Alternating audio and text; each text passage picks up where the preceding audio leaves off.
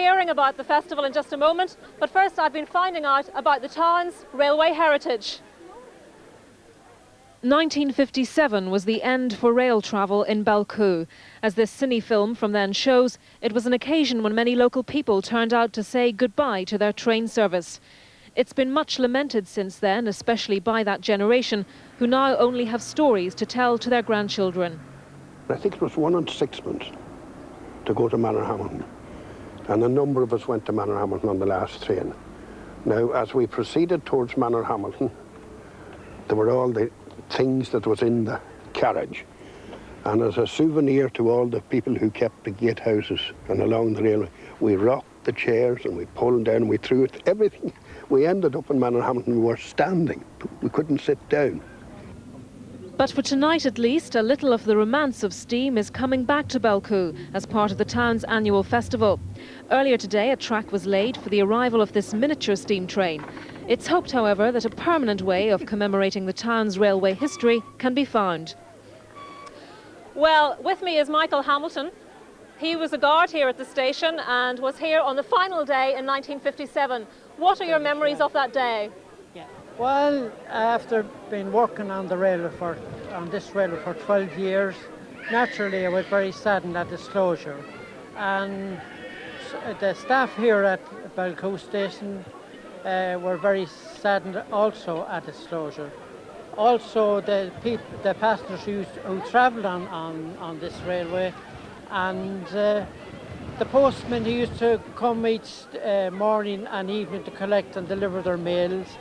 Also, the custom officers who used to carry out their duties to the examination of trains, and the taximan who used to call here to collect his passengers. Michael, can you tell me about the plans for a railway heritage centre here? Well, the plans are at an advanced stage, and as you can see here this evening, the number of people who have come here to enjoy themselves, it gives you a taste of what's to come, and hopefully about 3 miles of track will be laid across the border, which would be of great interest to local people. OK, Michael, I'll turn now to John Flanagan, who's the Vice Chairman of the festival.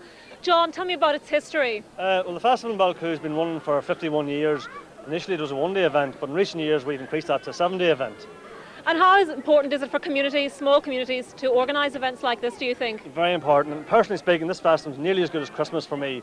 No matter where you are around the world, if you meet somebody from Belcoo, they'll say to you, are you going home for the festival? We get people from Boston, New York, all parts of America, Australia, England and Wales, all come home for the festival. And traditionally, farmers at the end of the season of the hay and the turf, they all come out to celebrate, and it's a great time and it's a great part of our history. Now, I know you've got a lot of events between now and Sunday when the festival ends, culminating in a firework display and a big dance. So if you're coming along, I hope you have a good time. And Angie, can you tell us, is the weather going to be any good?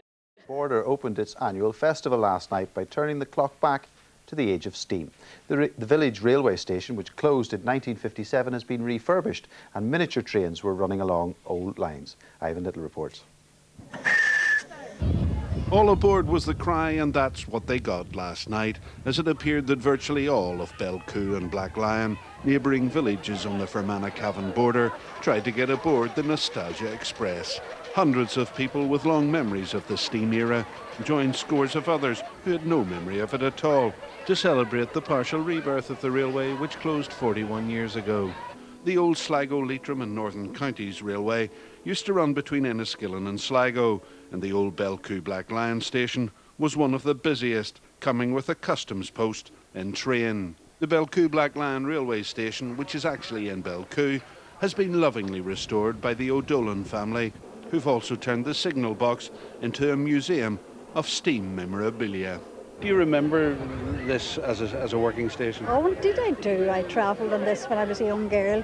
I went away from here on the train to school in Dublin, and many a tear I shed on the other side. 100 metres of track had been laid along the old railway lines last night for a miniature version of the engines which used to travel between Enniskillen and Sligo to give youngsters of today a taste, or rather a smell, of yesterday. The railway was closed here just over 40 years ago. I mean, even their parents don't remember the railway here. I don't know what the fascination is. Mention steam, it could be Thomas, it could be all sorts of folk tales and so on. It seems to be in the blood somewhere. Indoors, more memories as villagers watched a cine film of the very last train pulling out of the Belcoo Black Lion station on the 30th of September 1957. Vincent McGovern was a passenger. I left Belcoo station here with about 10 or 12 other local fellas, and it was a very sad night. And we were all very much disappointed to see the railway being closed, because it was a wonderful amenity for all the local people, young and old, going to Dublin or going anywhere. They started off from Belcoo here. Also present at last night's reopening, men who used to work on the Sligo-Leitrim line. How did you feel when the line actually closed? Well, I felt very morbid about it. It wasn't a very nice thing to see the last train leaving for Sligo, and it full of passengers who are only going to as far as Glenfarne and back by car. The border station also had a thriving business of turkey plucking. You couldn't export live turkeys from the Republic into Northern Ireland, and the turkeys would be loaded live into wagons, brought here to Belcoo, taken off and put into the goods store here, and were killed and plucked, and they would be reloaded into the wagons again and sent for export via Belfast. Well, I was at the turkey plucking here. I think it was about 1937 or. How much did you get for that? Around about 2 pence a turkey. That's what we were getting. It cost a lot. But at that time, like, it was handy pocket money for youngsters, you know. There was no money really in them times at all, you know.